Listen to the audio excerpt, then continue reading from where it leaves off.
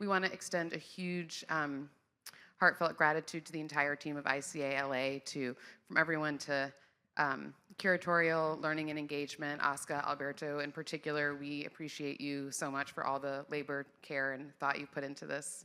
And the whole frontline staff have been absolutely amazing. Yes, please give it up.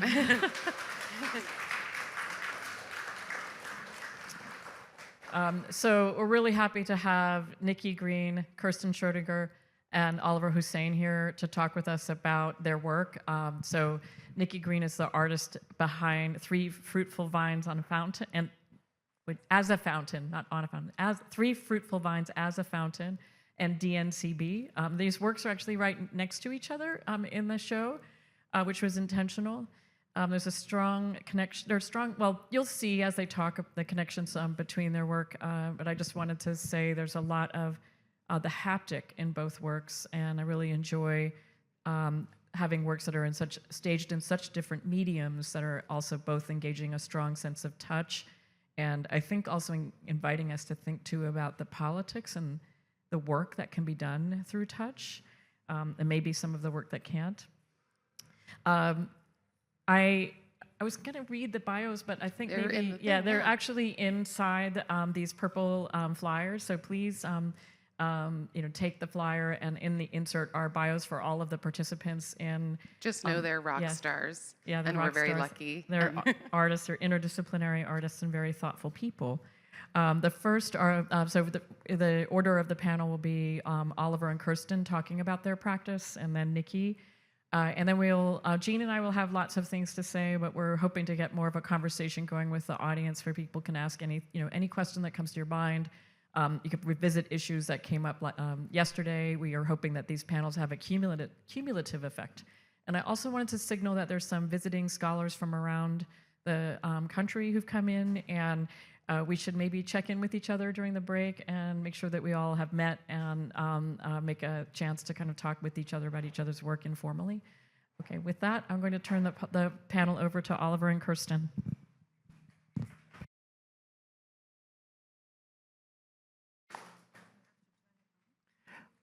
Thank you so much, and thank you so much for having us. This has been a big production. We wanted to be here mid-January. That didn't work out for obvious reasons, and so we're so glad to be here and to also see the show and see the context of the show has been so exciting for us. Kerstin and I have been working together on this project DNCB that is part of the show. DNCB stands for dinitrochlorobenzene. It's a chemical compound, and it was used as part of color film processing, and is still used for analog color film processing for photo and film. And during the so-called AIDS crisis in the late 80s and early 90s, it was also used as an alternative treatment by people living with HIV and AIDS. So when we learned about this confluence of history, we were immediately interested and drawn and fascinated by this weird coincidence and this overlap. And both Kerstin and I work a lot in analog film and other and video and other forms of moving image. And this is kind of this is the direction that we came at this. And so what we want to do today in this little presentation is tell you more about this research that went into the work and how we got to the shape that it has now. It's really a long-term project that we've been working on for many years, and so we also want to tell you about the other forms that it took on, and give a bit more of context to this history of the NCB and the histories we kind of drew out of it. Continue. So we begin with this image that we found in an archive that shows the application of DNCB. So this is a picture. It's the photographer is Chuck Nacke, and it's you see someone applying DNCB lotion to an AIDS patient with Kaposi sarcoma lesions, and it's from San Francisco and from 1987. So this image became very important for us, and of course it's a very stark picture and maybe difficult to look at, of course, but it was also kind of, let's say, a witness account that this history actually took place. And it's the starting point of our research into this. And the second starting point was this article. That's where we first learned about this story. And this is an article that was published in Spin magazine in 1994 by author Greg Goldin. It's called AIDS, Words from the Front. And it tells this story about this chemical and also this kind of transition from the photo lab to the application on skin as a treatment. And this, we have to say that this column, it was part of a column that was run in Spin magazine between 1987 and 95. And it was edited by quite controversial journalist Cecilia Faber, who has been criticized for promoting also AIDS denialism. So there was this, it's the history of this chemical is also part of this history of conflicted treatment policies and also denialism. So that's a bit the conflict also we had in the process of our work. But then we continued the research basically, and so Kerstin went to San Francisco early this was in 2017, and found a diary by Blaine Ellswood, who was one of the first people who actually tried DNCB on his own body. So a dermatologist in San Francisco, Bruce Mills, was the first doctor who experimented with DNCB. DNCB was already known as a treatment for warts, and he tried it on patients with Kaposi sarcoma and noticed a beneficial effect. And so Blaine Ellswood got very excited about this. He was an activist and journalist, and it's very touching. This very touching diary talks about really in kind of real time, tells about his own experiments with the NCB, and it also tells about this moment when people were really trying everything that was available, and when they felt really left to their own devices. And so we both had maybe a slightly romanticized idea around this idea of alternative treatments and being kind of anti-capitalist and anti-medicinal industry. But the more we learned about actual witness accounts from those times and the more we read about it, we realized that it's actually most of it is a sign of despair, right? Like, so that it was a very sobering part of that research. So Blaine Ellswood became an AIDS activist and self-taught medical researcher, and he was also part of the one of the first guerrilla clinics that was founded in San Francisco called the Kamikazes. Yeah, so the Kamikazes were probably an early model of self-organization for AIDS treatment. And then in 1993, there was a book published, The Anarchist AIDS Medical Formulary, a guide to guerrilla immunology by Charles Caulfield, together with Billy Goldberg. And so that was actually came in the so there were basically two waves of DNCB promotion in these kind of circles of alternate, like self-treatment. There were these kind of newsletters published, AIDS treatment newsletters that were sent around by post. But then, so the first, say, appearance of DNCB was in the mid-'80s, but then in the mid-'90s, or early 1993, around early 90s, there was a second, or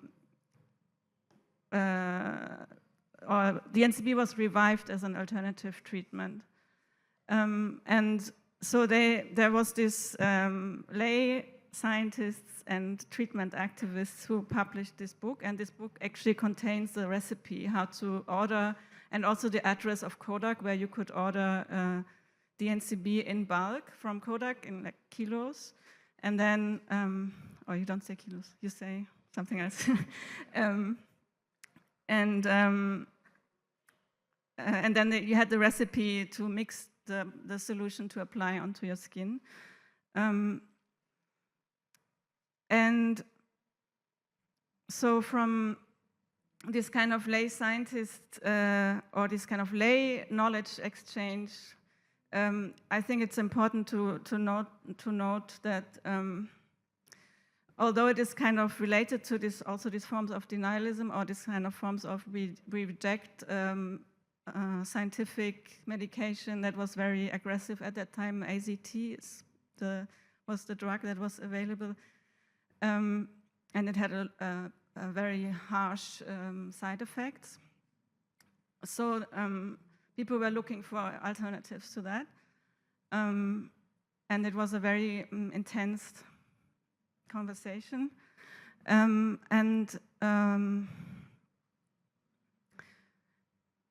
I wanted to quote here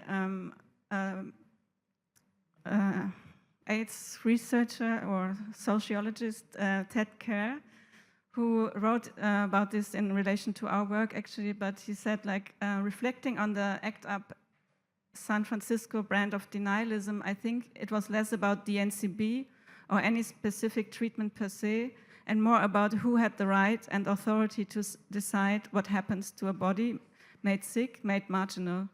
For Belfontaine, Pasquarelli, and Corfield, and others, it seemed that the question of treatment was as much about what they put on and inside their bodies as where it came from. So I think this reflects also on the notion of anarchism here in this kind of, or the need of autonomy to the system. And when I was reading this morning, I thought it made lots of sense in relation to this tour we had yesterday to the exhibition. That's why I wanted to read it to you. Ah, sorry. So following our archival research, we also started to do interviews. So I'm based in Toronto, and I reached out to Tim McCaskill, who is a friend I met through Richard Fung. He's Richard Fung's partner, who Richard Fung is a video artist based in Toronto. And Tim is very active in Toronto and was was one of the co-founders of AIDS Action Now, so kind of the Toronto version of ACT UP. He's very much part of that history. And I started talking to him about the NCB and asked him if he remembered it and if he remembered anyone else who might have, used it. And at first he was like, no, not really. Ask this person, ask that person. And then after a while, after a few days, he got back to me. You know what? I actually did use this. And it just shows that, at the time, everyone was really trying everything that came through those newsletters that were circulating all over North America. And so these are the names of the activists, or you could also say survivors, that we interviewed, who two of them used the NCB on their own bodies, and the interviews are part of the installation. So if you put on the headsets in the installation, the interviews are audible there. And we collect. Yeah, so from this research, we collected these kind of actions that you can see here, or extracted certain activities or performative gestures that then became part of the video part that you can see in the installation. So it's lots to do with mixing the chemicals, but also how to apply it on the skin and what happened, like what happens if you do and what, yeah. So this was the outcome of that. So kind of the script we used for the performance. We also looked at a lot of video art of that time, so video art that was on artistic work, but at the same time work that was distributing knowledge about alternative treatments. So artists were using the tools of video also to distribute these, just these procedures and these recipes. And one video that was very important for us was this one by Stuart Marshall, UK artist who here doesn't try DNCB. This is himself, his own body, but like other alternative treatments. I really recommend this this video called Robert Marshall by Stuart Marshall. And then just this aesthetic also of the 80s and early 90s video art is so different to the aesthetic that contemporary work about care is using. So it's really bold, it's really colorful, it wants to be sexy, it really kind of, is a completely different aesthetic history. And so these are also some titles that we looked at. Richard Locke, another California connection in this, was a porn actor who toured North America, many cities, to demonstrate, do like a kind of a strip show where he was also demonstrating the use of DNCB on his body. So we kind of reflected on that history of video art in the shooting of our own video part in the work. So we, as I was saying before, one part was like transforming these kind of descriptive actions into a kind of script for performance, or like a improvised performance, let's say. And the second one was to actually also pick up on this kind of colorfulness or the playfulness that also exists within these video works. And here you can see a production still from our video shoot. And here I also want to say that the people involved in the video, the performers, and us, we were all kind of changing positions. So it was also us performing, but also people behind the other people behind the camera.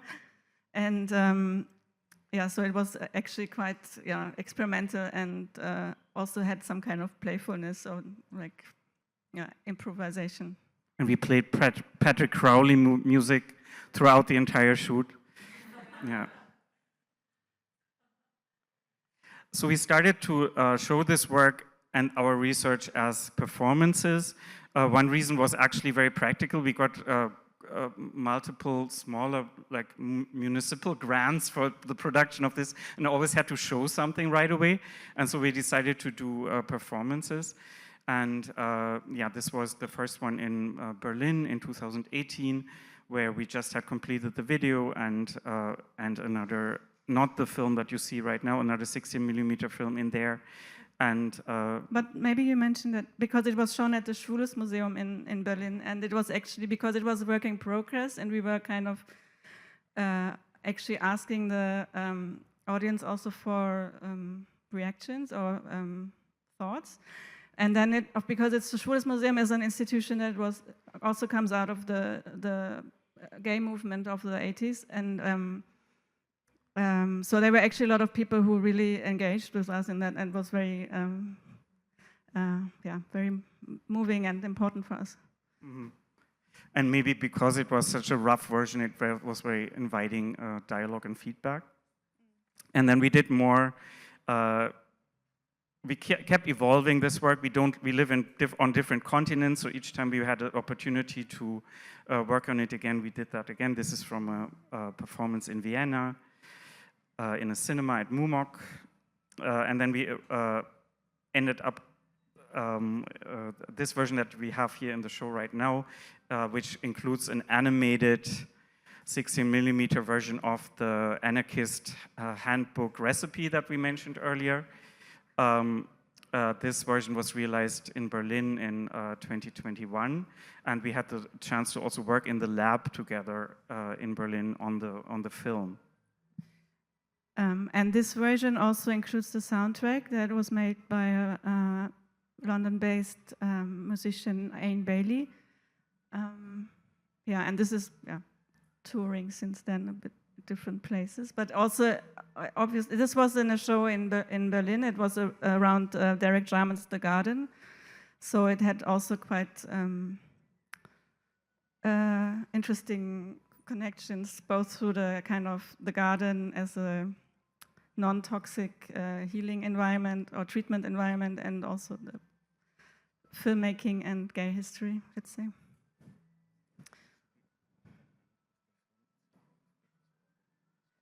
Yeah, sure. Not skip the publication? Yeah, should we? Yeah.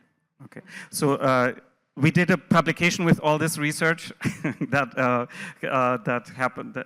We published in 2022 because, we also wanted to give a forum for the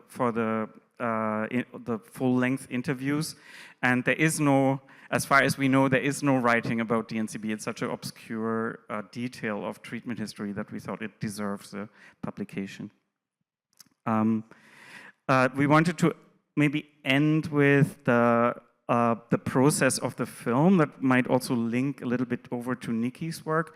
Because so having a 60mm film in the installation was, of course, very important to us because of this theme of film development. And early in the research, when we talked to the AIDS activists, we also tried to reach out to chemists that were part of Kodak to learn more about what the NCB was used as on that side, on the film processing side. It was very hard to get that information. We eventually found out that it was a coupler for the yellow magenta layer of film. So this idea of color and film and skin and how they're interconnected were really important for the work. And the 16mm film was then hand processed by us. So for the first version, we used turmeric because of this idea of yellow. We used turmeric as part of the developer. And the second version, the one that is in the installation right now, has this recipe that you see up on screen right now. So the main organic or healing ingredient in this chemical brew is St. John's wort.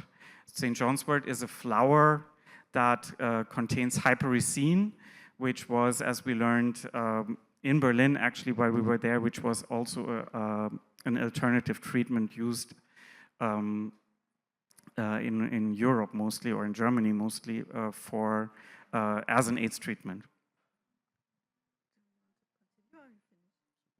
Yeah, okay, we finish it here now. We could speak about why we continue, but maybe we can do that in the Q&A. Yes. Yeah. Thanks so you. much.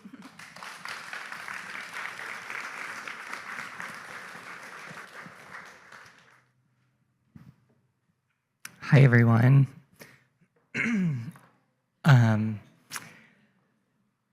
I'm so excited to be here and talk about this piece and this really special show. It's been really kind of an incredible experience and has really pushed my practice in a way that I had been sort of thinking about, sitting with for a long time, and I'm really grateful for this experience.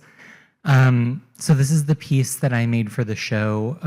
It consists of 3 ceramic tanks, and then this large trough at the bottom. I really feel quite indebted to Peter Gould, who spearheaded the mechanics of this piece. The whole team here at ICALA has been really kind of incredible, particularly in the introduction of water into a gallery space is sort of not to be taken lightly. It's not something that can really happen in a lot of spaces. So the fact that not only was I allowed to do this, but the kind of water component was really cultivated and developed with me. It was really special. So I'm going to talk through the context for this piece, and I'll also show some older work that's exploring kind of the ritual practice, ritual bath, and queer and trans community dynamics that are so central to the work that I make. So this piece is primarily pushing off of this kind of ongoing body of work about the Jewish ritual bath called mikveh. I've been preoccupied with mikveh and making work about it for just over a decade now, and specifically the ways that queer and trans folks use washing rituals to affirm our bodies. This is the initial sketch that I had made that is in the catalog now, but I had been really wanting to play with dripping, play with sort of moving water, and the way in which the multiple tanks would be dripping into a singular shared trough and then sort of like recirculated so the piece could drip indefinitely. This piece of text was the first time that I really knowingly came across an intersection of transness and Jewish ritual. I was pretty early into my re-entry into Jewish community and a re-entry into a Jewish identity. This was sort of like 2012, 2013, 2014. And I found this ritual as I was preparing for surgery. And I used it, I sort of found it in a really kind of immediate practical sense. And I had a really kind of profound experience of being in my body in the Pacific Ocean the night before I had surgery, which as an aside was 11 years ago this past Tuesday, which is kind of wild to think about, sort of acknowledging this ritual and sort of thinking about it so close to that year marker. But this ritual was also a kind of important moment of linking ritual practice and linking transness to each other and thinking about ritual as trans and transness as ritual. And then the two writers of this text, Max and Andrew, are two friends and colleagues of mine now. Andrew and I just recently collaborated on a show at the Contemporary Jewish Museum in San Francisco, which I'll talk more about at the very end of this. So while recovering from that surgery that I just mentioned, I set out to rewatch all of Sex and the City. And in a sort of deep painkiller fog, I was really kind of struck by the Jewish conversion narrative, and specifically where this character, Charlotte, completes her conversion by immersing in a mikveh. And there was this kind of revelation that I had that in these kind of beautifully composed images, the mikveh is a tiled space, and the tile sort of folds this ritual environment into the language of ceramic materials.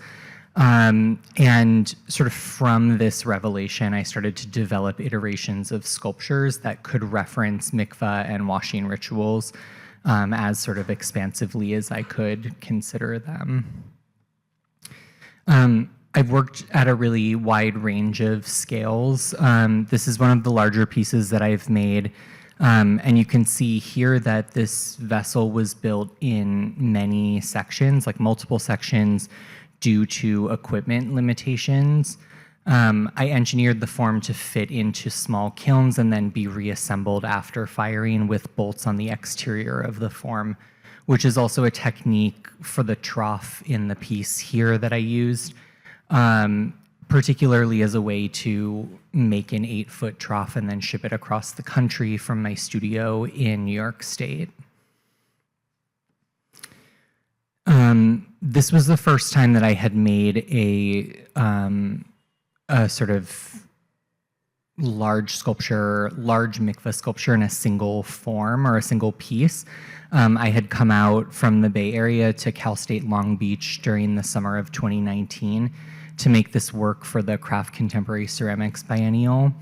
And this was a really important opportunity for me to push scale, but also to think about the presence of these mikveh forms in relationship to bodies and to think about intactness as a strategy. I had been really leaning on seams and a sort of breaking of a form for many years before this, and having the opportunity to make an object fully intact, I think is really rare in ceramics, to have that kind of equipment access.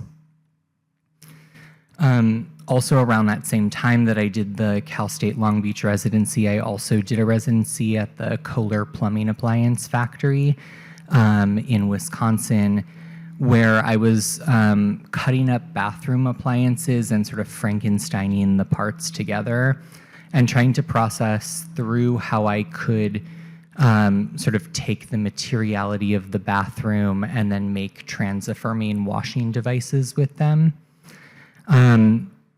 And while I was making this work, I was in conversation with an ongoing collaborator of mine, the religious studies scholar S.J. Krasnow, who was working on this text called I Want to Look Transgender, Anti-Assimilation, Self-Determination, and Confronting Whiteness and White Supremacy in the Creation of a Just Judaism. And in this text, they say, quote, even if one retains the traditional idea of the mikveh as a tool of purification, in the trans ritual, the purification is not of the trans body, which does not need purifying, but of the negative effects, the filth of engaging in the normative queer and transphobic secular and Jewish worlds, end quote. So this really remains an important way that I'm framing this relationship to transing, which is this invoking of Susan Stryker, a sort of transing of ritual practice and a transing of ritual objects. So to sort of jump forward about a year and change ago, I was invited by Jenny Hata Blumenfeld. Here in LA, she runs Atla projects to make work for a cup show. And this is the piece that I made. It's a Nägelwasser, which is Yiddish for nail washer. And it's based pretty directly on a standard Orthodox hand washing cup. And the engineering here is really simple compared to some of that larger work. And it was really an important opportunity to introduce water into the work that I was making. I had only ever really been focused on vessel sculpture as a way to talk about function and to talk about access, but to really like avoid having to engineer an object. I think I was more focused on the presence of the object rather than the actual ways in which the object worked. And I think the sort of success-fail relationship of engineering a sort of practical or functional object felt both maybe kind of annoying to me, and so I just kind of would avoid it by making sculptures of functional work. And it's really the scale of this form that makes the work and makes the engineering more accessible. It really doesn't need to hold water for any length of time. And so the porosity of the clay doesn't really become crucial to engineer here. And the small scale also brought forward this relationship to the domestic space more directly. And I began sort of revisiting the tank system as I got into conversation with ICALA. So the piece here, and specifically the tanks in this installation, are based off of 14th century French lavabo designs. I had never really seen these objects in the context of Jewish practice before. But while I was doing research for the commission, I had sort of remembered seeing one of these forms in this Swiss film that the stills are on the screen of. And this film, The Awakening of Moti Wolkenbruch, centers this kind of high school-aged modern Orthodox boy who's pursuing a relationship with a non-Jewish woman, to the horror of his family, and it's sort of the anchor of the film. But I was particularly excited by the way that at the end of the film, when Moti comes home to confront his mother about like the love that he's been developing, the lavabo is directly visible next to the front door, and as he enters the scene, his mother's head sort of pushes into the frame, and it sort of stands in for the ritual objects, or for the ritual object, and it becomes this kind of tether to his Jewish family life and kind of domestic ritual life. And so while this object was not something I had ever really seen in the context of Judaism or Jewish practice, it really collapses the kind of ritual space and the domestic space in the way that it's anchored into architecture. And I'm still really inspired by this. This installation here was the first time I had really built work into a space. I had always made these kind of discrete objects. And I'm still really kind of excited by this idea, the sort of altering or developing of architecture around sculptural forms, and I'm planning to continue sort of exploring this further. Okay, so now to kind of like shift slightly, I wanted to talk kind of quickly about some previous ways that I had been looking at objecthood and community dynamics. I don't think that the mikveh is not about those things, but I've also had this ongoing body of work that's specifically looking at queer and trans communities and the kind of materiality of them, and thinking about through those explorations how transness gets kind of mythologized. And I've actually continued to do that work historically with Chris Vargas, who's also in the show, who has the wallpaper installation in the bathroom, and the Museum of Transgender History and Art. There's been these really kind of exciting moments where we've been able to collaborate, or Chris has curated my work into projects, and so all of the ones I'm going to show you are in some way in relationship to Matha. So much of my early experiences of finding trans community was through kind of early message boards and early social media. I found the photoshopped image on the right via Tumblr, and I was sort of not only excited by the presence of this image, and what I came to find out was just a really kind of like seamless Photoshop job, but particularly the way that the dialogue in the comments of that image articulated this relationship to kind of like both believability, but also the way that that believability became kind of an artifact, however sort of real, quote unquote. It became this kind of artifact of trans history. And so for a show at the One Archives at USC that Chris curated through the Museum of Transgender History and Art, I repainted the photoshopped image onto this tulipier vessel form. And so I was taking this marble sculpture that was digitized, then digitally manipulated, and then I materially recreated the manipulated image and then redigitized it and then circulated it. So it's this kind of layering of documenting of transness and how kind of transness exists in the world.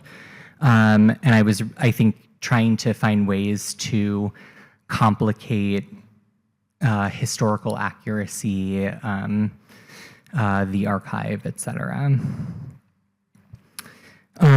And for that same show, I had met and read this later digitized zine by Sybil Lamb, where in describing her orchiectomy, in a hotel room with a body modification enthusiast that she had met online. She mentioned kind of briefly this DIY orchiectomy clinic that was run by 3 trans women on the Oregon coast in the early 2000s. And just this kind of initial mention felt really exciting, like this kind of catalyzing moment. And I began doing a lot of digging and met one of the folks who ran the clinic. And she generously gave me a bunch of photos of the space, and we sat on the phone and she just kind of like described the space to me in detail while I made notes and drawings in my notebook so I could then bring that into the studio.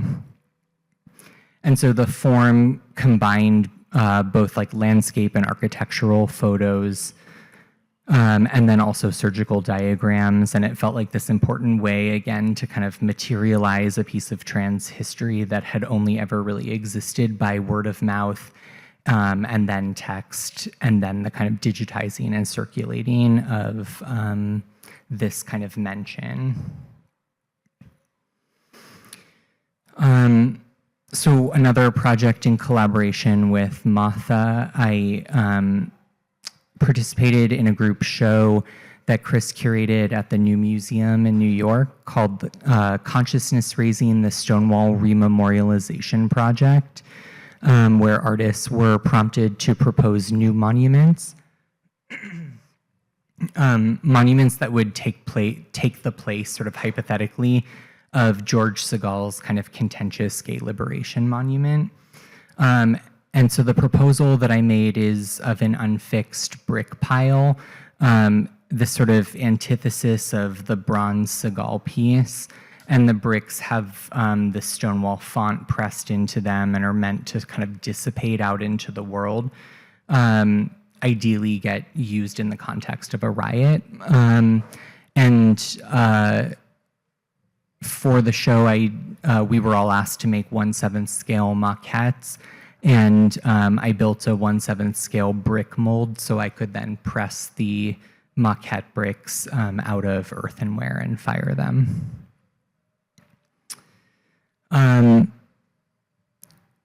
So another project that was maybe not curated by Martha, but was sort of presented through Martha or with Martha, was the commemorating of the Jeanne Compton's cafeteria riot that happened in 1966 in San Francisco in response to police brutality. And in this event, trans folks in the Tenderloin neighborhood at this diner were using dishware as riot tools.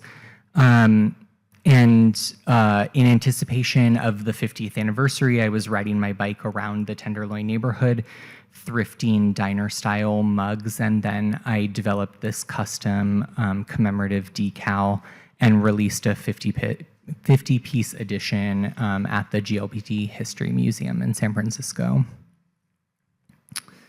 And this was, I think, maybe one of the kind of earlier moments of what I've been sort of referring to as like a neo-archival object or a kind of potential archival object, the sort of picking up of an object and sort of like pointing to it and articulating it as like an authentic piece of history as like part of my art practice. Okay, and so then lastly, this is one of the most recent works that I've done. I've been thinking a lot through ritual space and immersiveness and architecture, and for a solo show at the Contemporary Jewish Museum in San Francisco, I built this tabernacle sculpture in collaboration with the Preparator crew there. The show contains these life-size sculptures of kind of androgynous angel forms, a large mikveh sculpture, and a bunch of fermentation crocks. In anticipation of the show, I had been in conversation with the California Jewish Artists for Palestine, who had organized around the genocide in Gaza, and specifically the museum's opaque funding streams.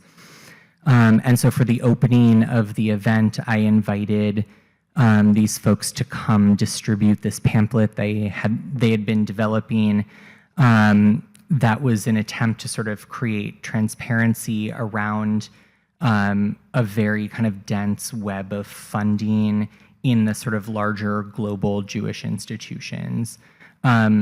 It was a really exciting moment, I think, to both engage the institution, but to also criticize it from the inside and to have this kind of slippage between like how we interact with the institution. This was also the first time that the work I had made had been able to sort of become a container for an action. The idea of an object or a sculpture becoming this kind of container or vessel for criticality and community building wasn't something I had really considered before until I saw these images on Instagram.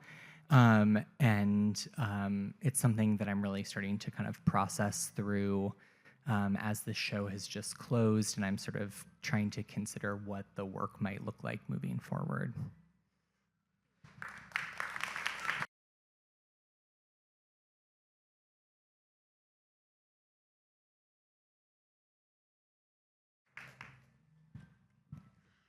Thank you so much, Oliver, Kerstin, and Nicki, for an incredible presentation of your work. It was so wonderful to learn more about your practices. And I think we'll want to open up relatively quickly to folks because we know a lot of people will have things to say. And maybe I'll just, as people are gathering their thoughts, maybe I'll just say something, an observation across your presentations. You know, Nicki, you talked about the idea of dishware as a riot tool, and Oliver and Kerstin thinking about a kind of Kodak chemical processing.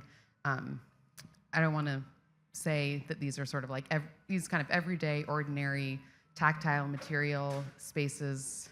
I think like resistance or survival are a little too much at this moment. Hill in their presentation kind of pushed back against the idea of having to talk about joy, but maybe thinking about the everyday and the ordinary as spaces of rearranging or moving through systems of power.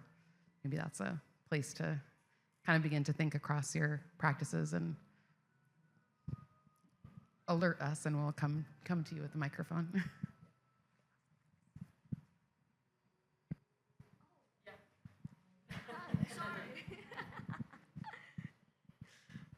Hi. Oh my God, that was incredible.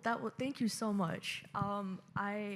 This is so exciting to me because so much of my work thinks through touch, and I'm currently thinking through the concept of porosity, which some of us discussed last night.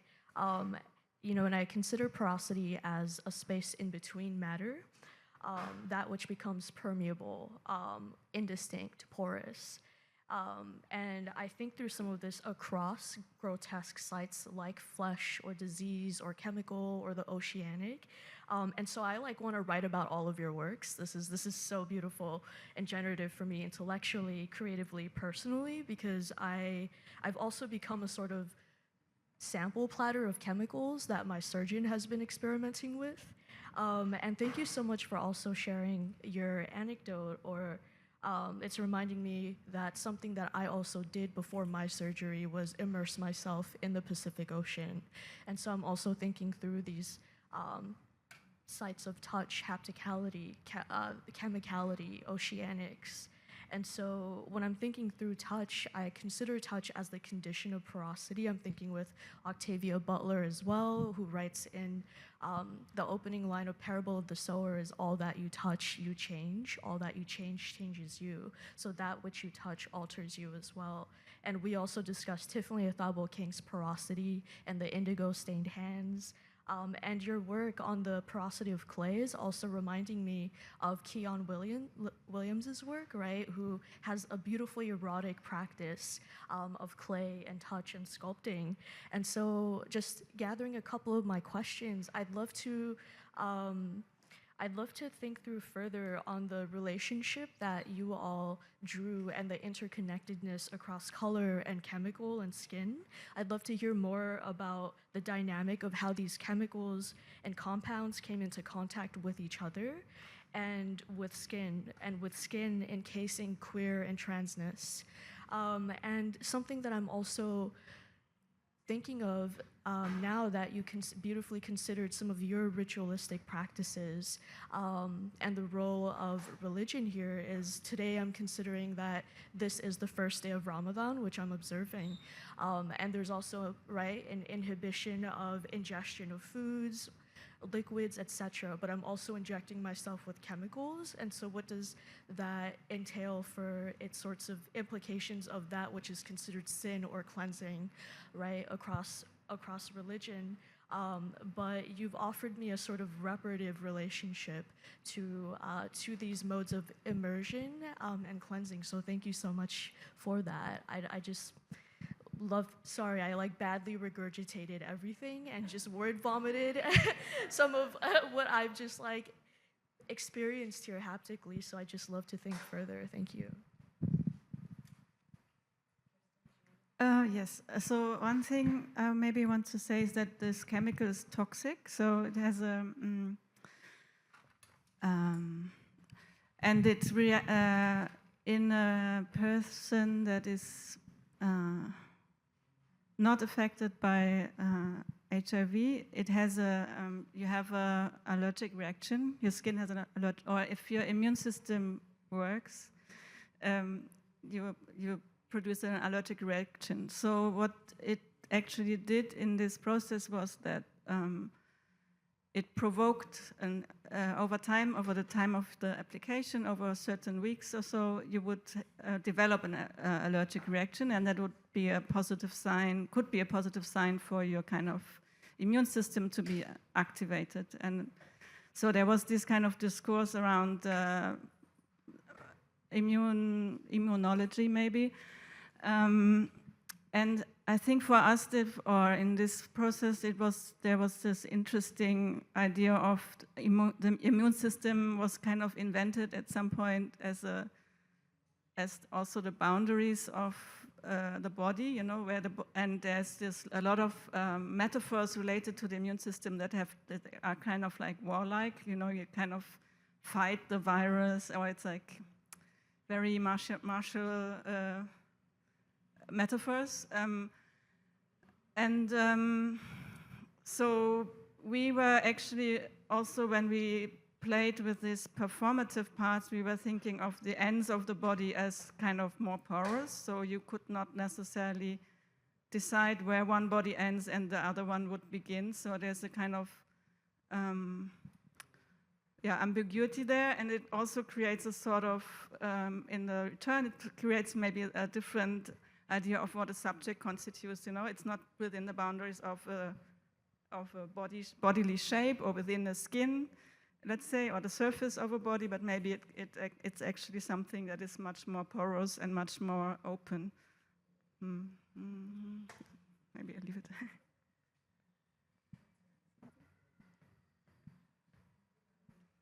it. Maybe I'll also just say that I was, before the talk, spending some time with your video, and the thing that kept coming up for me as I was watching it again was this relationship to not just like porousness, but pores. In the video, as the folks, the bodies, like putting material on their skin, something about the lighting really accentuated the pores of the skin.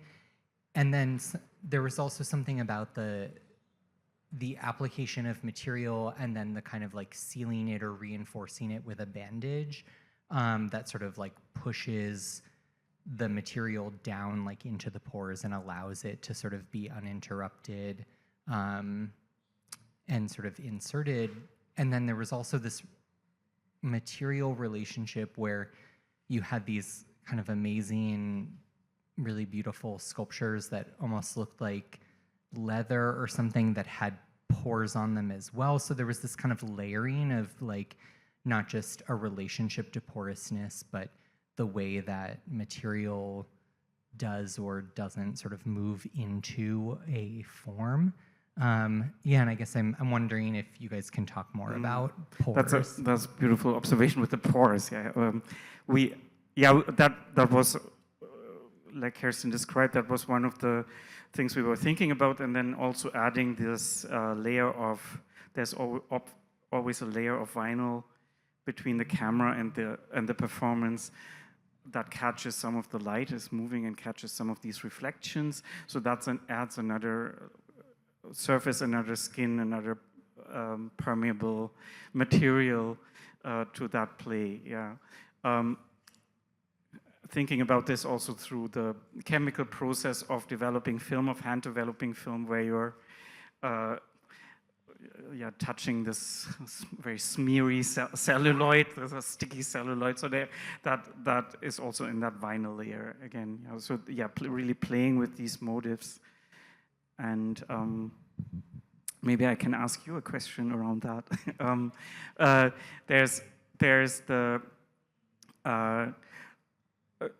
There's this beautiful paradise of a fountain in the work that it seems like the spa moment of it, right? That you have this fountain effect. But on the other hand, I'm not the only one who also associates the urinal. And is that something that you thought of, like the urinal as the site of cruising and so on, which also Jennifer even mentioned in the tour yesterday? So was that something that you thought of, or is it something that we read into it? It's definitely something that I thought of. Yeah, I mean, the public bathroom feels like an incredibly erotic space. As somebody with this kind of history and what feels still kind of like a tether to gay men's community, the idea of public sex or cruising feels really significant in the way that I think about the bathroom space, really kind of centralized, as well as, you know, all of the kind of trauma and anxiety of moving through that space now. But yeah, I mean, I was at the Kohler factory sort of very titillated by getting to sort of touch and manipulate these objects that feel like they have all of this erotic charge to them. Yeah, and I think the trough that's in this installation here was this direct reference to the trough urinal that feels so kind of present in gay bar and like leather bathrooms. The way in which like multiple bodies urinating, but multiple bodies sort of like leaking or kind of sharing a singular kind of receptacle. Felt like this. I'm just kind of like thinking through like language in real time right now, but like multiple forms all kind of urinating into the same trough urinal then becomes this kind of act of like collectivity and like shared experience in this kind of queer space and kind of queer erotic space. So that, yeah, I mean, that's like a huge reason why there's like 3 tanks in one trough, whereas like the French lavabos, that the tanks are in relationship to all have their own kind of singular receptacle for the like hand washing, but it felt really important to me that this was about kind of collectivity and about the multiple moving towards the singular. Yeah. Thanks for that. Hi. So I left last night with this question. I got to briefly kind of share with you, Nicki, about what is the role of art or the role for artists in this kind of horrific dystopia that we find ourselves in. And so coming in today and like sitting through this talk was really like a bit of a salve, like really beautiful for me. And there are parts of the history of your practice I wasn't familiar with that are, you know, shockingly relevant to current events. So my question, I guess there's 2 questions, but the first question is, was that Stonewall brick monument ever made? Was it ever fabricated? I know you have a maquette. And if not, or if so, either way, like, what do we need to do to get? I would like one in the parking lot, please. And then, similarly, the work that I'm familiar with the work with the cups and the dishware from the cafeteria, but like that work reads really differently for me right now than it did when I first encountered it, I'm sure to everyone. And this idea of like a speculative historical object, it feels like a gesture of unerasing that I really need in my life, right now. Like I want to name, and like it's inspiring for me as an artist too to think about that as an available move. And so the question I have, I think also, sorry to include like the other artists too on the panel, there's an example there of video as a tool of sharing information, sharing knowledge, passing along like information that was believed to be a kind of resistance, right? So the question I have for you guys, and which is like a question probably for all of us that have some kind of, well, maybe all of us in this room in one way or another, is like, okay, how are you thinking through your practice as a form of care and resistance now?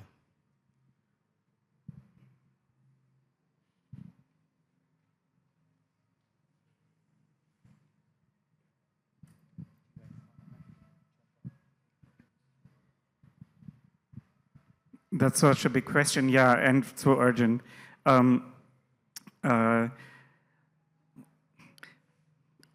For us, so one thing that we didn't get a chance to say is that one premise for this work was also it is not over. We didn't want to make this only a historic piece, and that's one reason why you don't see the people we interviewed in the visuals, and you only see young bodies, and it's like we wanted to have a current feel to the whole thing. To bring this into the now and not make it a piece only about talking about history. But then on the other hand, looking at this history and our own learning process of this history is what helps us to now with these moments. Yeah, so I think it's both things. Yeah, that's what my answer to that. Yeah.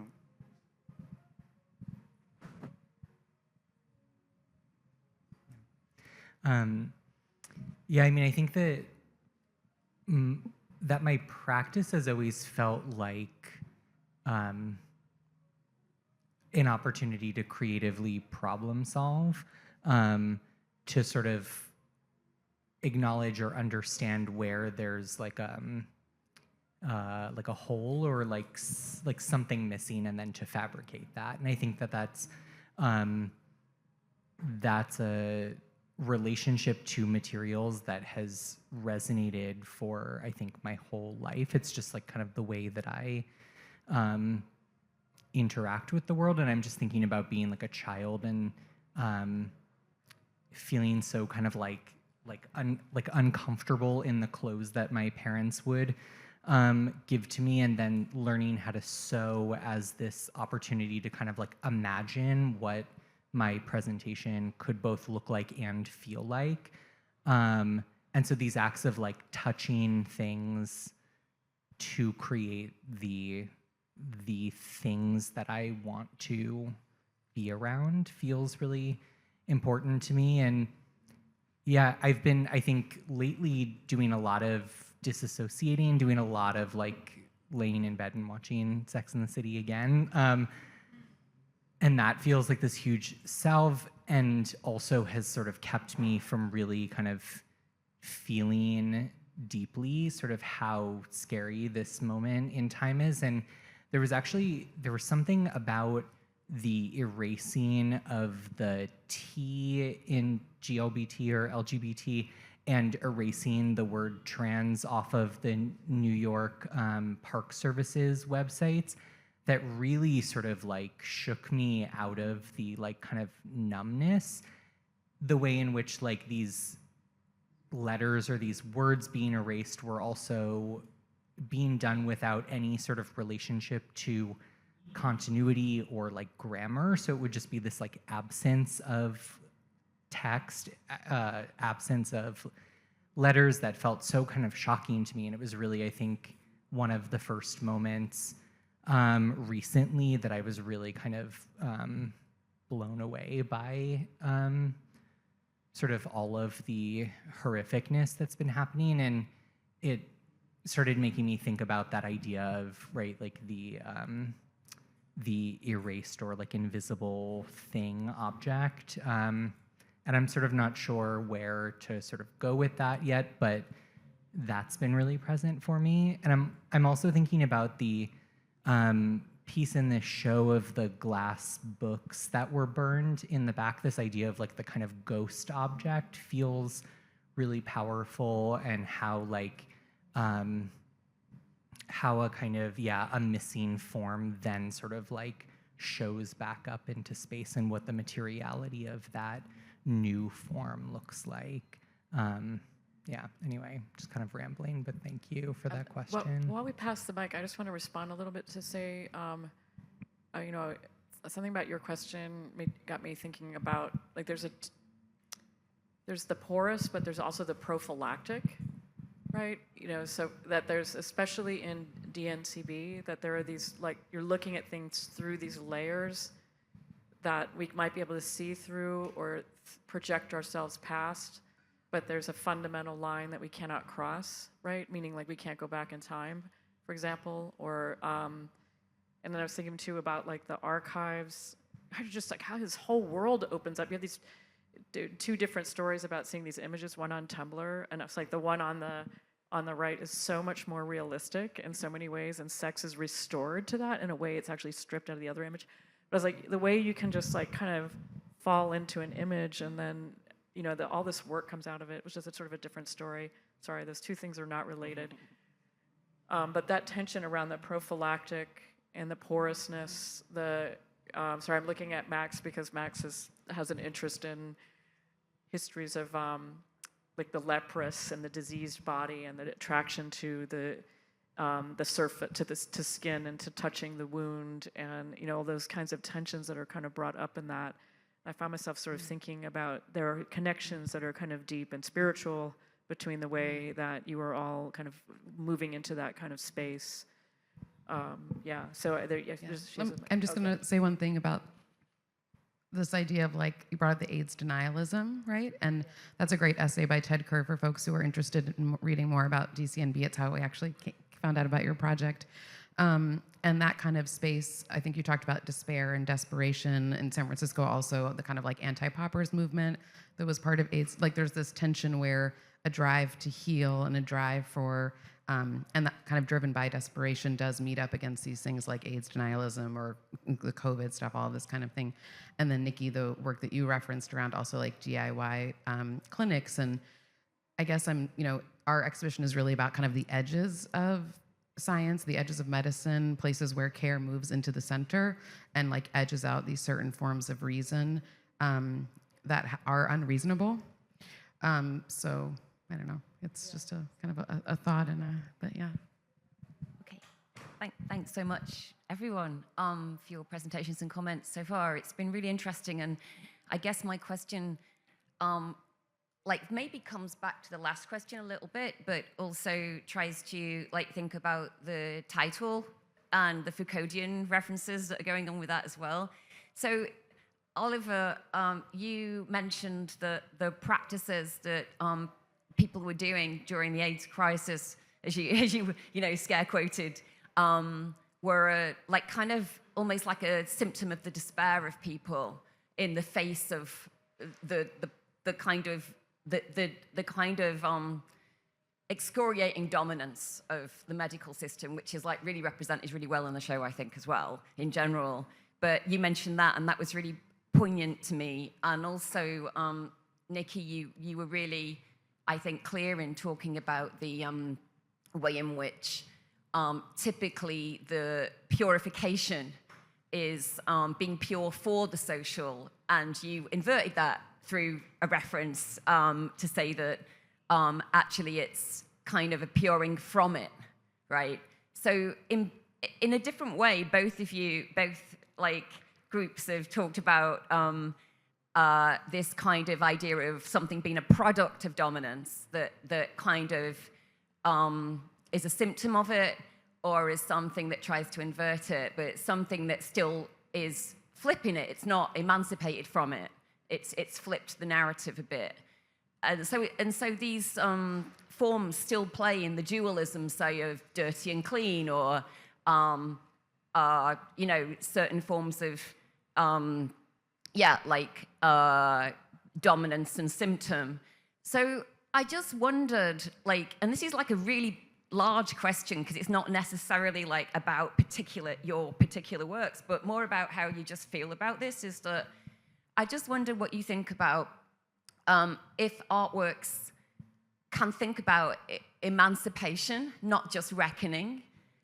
Because as we know, like a big critique of Foucault from like people like Nancy Fraser and like many people is, yeah, he talked about dominance, but he also told us that that's all we've got, right? So all we can do is say we're stuck in violence and there's no emancipation from it, and we don't think about anything else because as soon as we do, that just doubles down on the same problem. So I just wonder what you think about that in terms of, like, because your artwork is not simply the same as the symptom that the people are talking about, right? You could say, well, you might be talking about someone's despair, which led them to do this act, but your artwork might not be equal to that despair. So, and the same goes for you, Nicki. And I just wondered how you kind of navigate that, or if you say, yeah, it's really great that my artwork is a form of despair. So I just wondered if that makes sense, like how you sit with that problem of being bound to dominance, or like if it's an emancipatory kind of vector here at all. Thanks.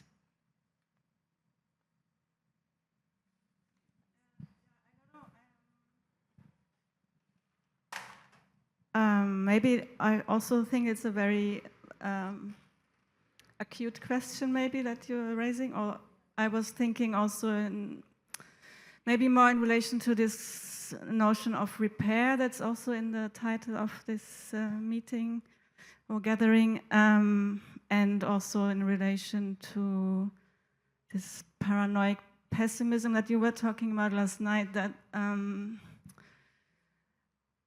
I'm not sure if it can be reduced on despair as a response to dominance, because I think it is actually also, it's not just black and white, you know. It's also it creates actually something else. It's productive in some way. It's not just responsive or reproductive. That's a very Foucauldian assertion, right? Which is that you know, it's like that we operate with that kind of just like top-down model of like power presses down and suppresses. But you know, one of Foucault's most insistent points is that that power in this sense is producing.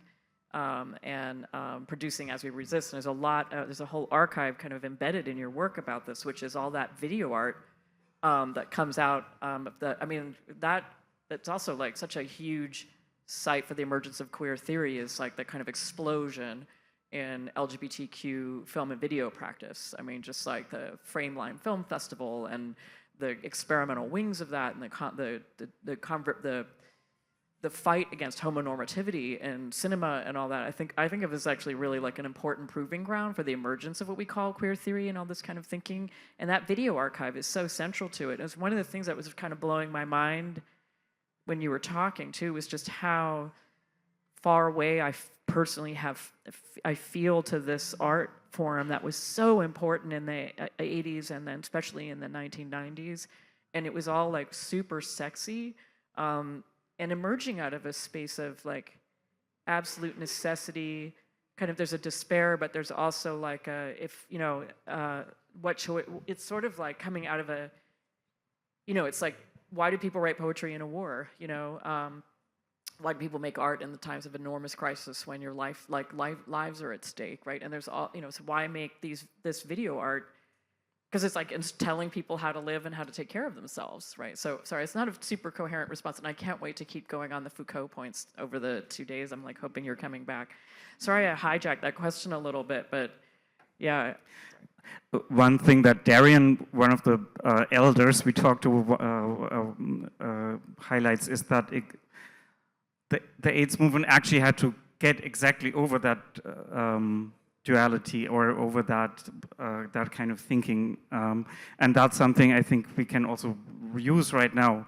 This idea that it's not about science and non-science; it's really about all forms of knowledge, and that you can't leave this knowledge to the institutions and to the complex, but that's basically what they did. They all, like, this movement turned scientists themselves and also lab rats themselves, right? And so all that, that's what I meant earlier. Is what I feel like is so helpful to look back to right now, and doesn't feel like something from the past at all.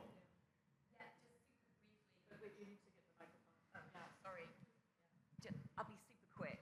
It's so interesting what you're saying, because I think reckoning risks, just saying what is, like mirroring back the problem. Repair risks the idea of the fantasy of reconstituting something that exists before, but it actually didn't anyway.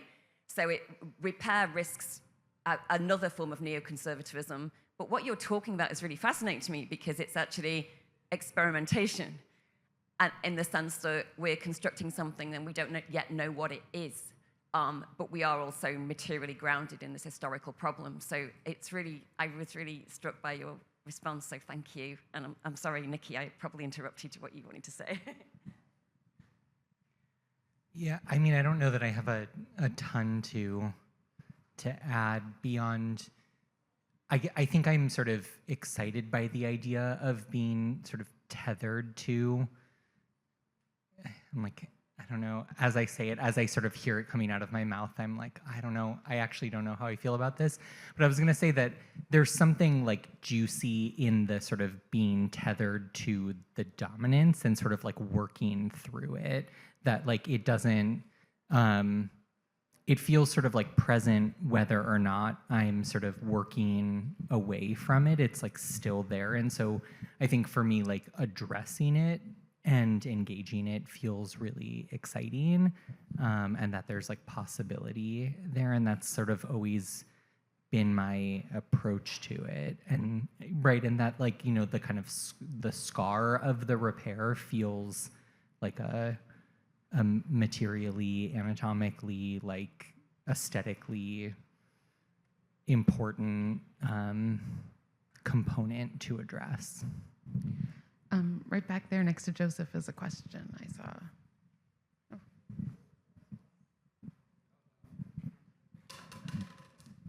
So this is a question for Nicki. You said most recently in your work at the Jewish Contemporary Art Museum that you invited in some pro-Palestinian protesters to your show.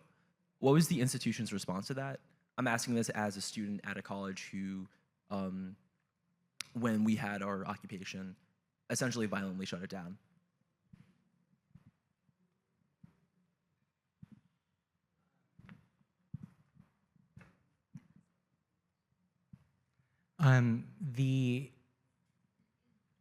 I had been in conversation with the institution about my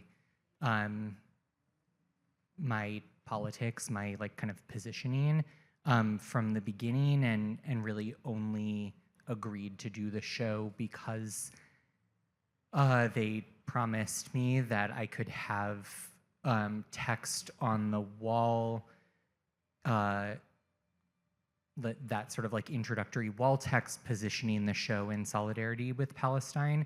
And